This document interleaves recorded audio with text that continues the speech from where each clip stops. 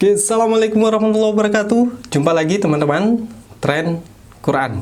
Jadi pada kesempatan kali ini kita akan menjawab satu pertanyaan penting yang mungkin teman-teman banyak mencarinya di mesin pencari maupun di aplikasi YouTube dan sosial media lainnya. Jadi pertanyaannya, mandi wajib yang benar menurut Al-Quran itu seperti apa? Jadi bicara soal mandi junub ini akan kita jelaskan apa dalilnya dalam Al-Quran dan apa dalilnya dalam hadis. Nah, biar tahu dalilnya yang pasti seperti apa, ikuti terus videonya.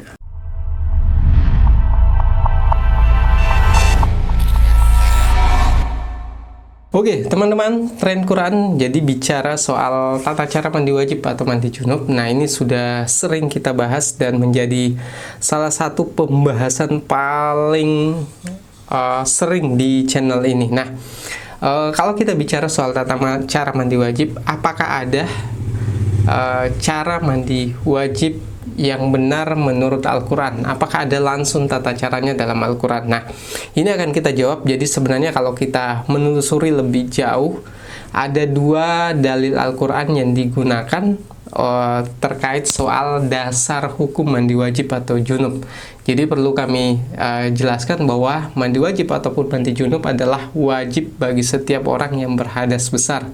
Apakah itu karena setelah berhubungan, atau mungkin setelah mimpi basah, atau faktor lain yang menyebabkan seseorang itu berhadas besar, misalnya setelah melahirkan, juga termasuk di dalamnya setelah haid dan lain sebagainya. Nah, ada dua dalil yang digunakan. Yang pertama adalah dari surah Al-Maidah ayat 6. Kemudian yang paling banyak juga menjadi rujukan adalah pada surah An-Nisa ayat 43, yaitu redaksinya yang berbunyi, ya ayyuhallazina amanu la taqrabus sholata wa antum sukara hatta ta'lamu ma taquluna wala junuban illa birisabilin hatta taktasilu wa in kuntum marda aw ala safarin aw jaa ahadum minkum minal ghaiz aw lamastumun nisaa falam tajidu ma'a fatayammamu sa'idan thayyiba famsahu biwujuhikum wa aydikum innallaha kana afuwan ghafura. Jadi terjemahannya seperti ini, wahai orang-orang yang beriman, janganlah kamu mendekati sholat ketika dalam keadaan mabuk. Nah, itu satu larangan kita sholat. Jadi kalau dalam kondisi mabuk tidak dibenarkan untuk sholat sampai kamu sadar apa yang kamu ucapkan. Nah, kemudian batasannya seperti itu, dan jangan pula kamu menghampiri masjid ketika kamu dalam keadaan junub kecuali sekedar lewat atau sekedar jalan saja. Jadi ini menghampiri dalam artian kamu datang ke masjid dalam keadaan junub, kemudian sholat di dalamnya itu tidak boleh. Kalau sekedar lewat saja itu masih dibenarkan sebelum kamu mandi junub. Adapun jika kamu dalam keadaan sakit atau dalam perjalanan atau sehabis buang air, atau kamu telah menyentuh perempuan, jadi awla mastumun nisa ini dalam definisi yang sebenarnya adalah telah melakukan hubungan, jadi khusus untuk yang suami istri, sedangkan kamu tidak mendapat air, maka bertayamumlah dengan debu yang suci. Usaplah wajahmu dan tanganmu dengan debu itu. Sungguh Allah Maha Pemaaf, Maha Pengampun. Jadi di sini ada urutan-urutannya, teman-teman. Jadi kalau kita dalam keadaan junub, maka diwajibkan untuk mandi. Jadi apakah itu kita setelah berhubungan atau faktor lain yang menyebabkan orang berhadas besar, maka kita diwajibkan untuk mandi. Nah, pertanyaan teman-teman, bagaimana tata caranya? Jadi di sini dalam Al-Quran tidak spesifik soal langkah-langkahnya seperti apa, tapi batasan-batasannya kapan harus mandi wajib dan kapan bisa sekedar bertayamum. Jadi kalau di video sebelumnya teman-teman bisa tonton lagi. Jadi sahabat yang terkena luka besar di kepalanya, kemudian dia tetap mandi wajib dan akhirnya meninggal, itu disalahkan oleh Rasulullah dalam artian kenapa dia tidak bertanya dulu lalu kemudian melaksanakan keringanan dari kondisi dia dalam keadaan junub, yaitu cukup dengan bertayamum. Nah, itu penjelasan kita. Untuk Al-Quran tidak ada detail step by stepnya, tidak ada detail apa saja yang harus dibersihkan, dan itu hanya bisa kita dapatkan dalam hadis Rasulullah Shallallahu Alaihi Wasallam, dan yang paling umum digunakan adalah hadis dari Aisyah radhiyallahu anha. Nah, ini akan kita perlihatkan hadisnya, teman-teman. Jadi hadis dari Aisyah ini yang diriwayatkan oleh muttafaqun alaih, yaitu Imam Bukhari dan Muslim. Jadi sebelum kita lanjut, kita sampaikan bahwa tidak ada penjelasan step by step tata cara junub yang benar dalam Al-Quran. Jadi dalam Al-Quran itu batasannya kapan junub dan kapan boleh sekedar tayamum, itu saja. Dan penjelasan rincinya ada dalam hadis. Nah, ini kita bacakan.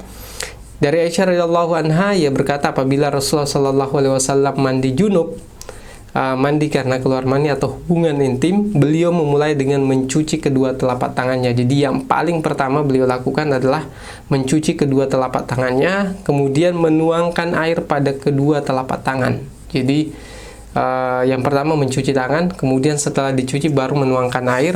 Lalu yang selanjutnya, yang ketiga adalah beliau mencuci kemaluannya. Nah, selanjutnya setelah itu beliau berwudu. Jadi urutannya seperti itu. Jadi mencuci tangan dulu, kemudian setelah mencuci tangan tuangkan air di tangannya, kedua tangannya, kemudian cuci kemaluannya, baru kemudian berwudu. Setelah berwudu, jadi berwudu itu seperti biasanya. Jadi teman-teman niat dulu sebagaimana kalau mau niat wudu dalam sholat.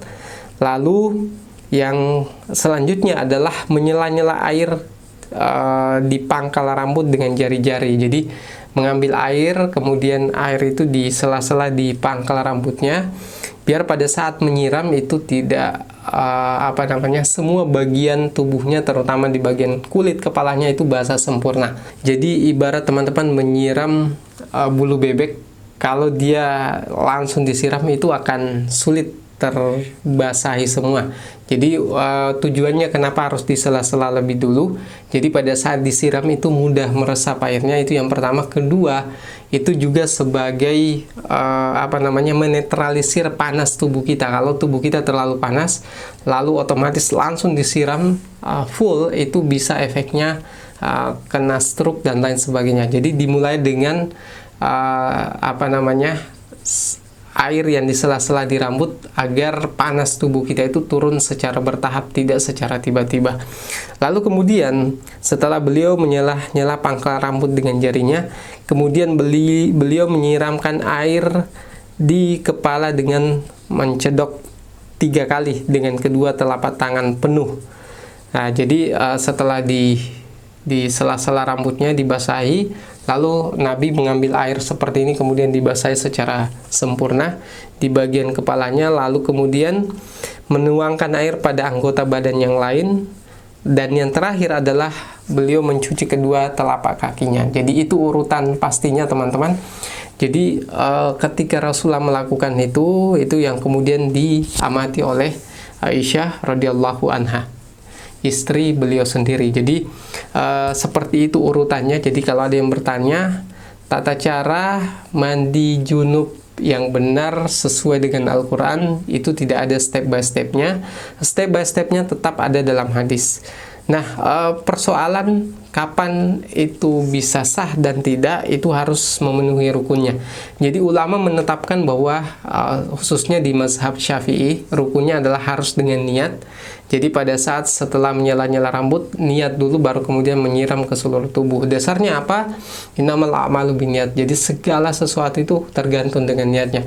Kalau teman-teman tidak dimulai dengan niat, maka itu sama dengan mandi biasa. Jadi itu yang diajarkan oleh Rasulullah, bagaimana tata cara mandi junub yang benar bagi seorang muslim dalam hadis yang bersumber dari Aisyah radhiyallahu anha. Jadi itu dulu teman-teman yang bisa kita bahas pada hari ini. Terkait penjelasan lebih rincinya lagi, silahkan teman-teman subscribe dulu dan nantikan terus tutorial tata cara mandi junub, mandi wajib yang teman-teman cari di channel ini. Sekian dari saya. Assalamualaikum warahmatullahi wabarakatuh.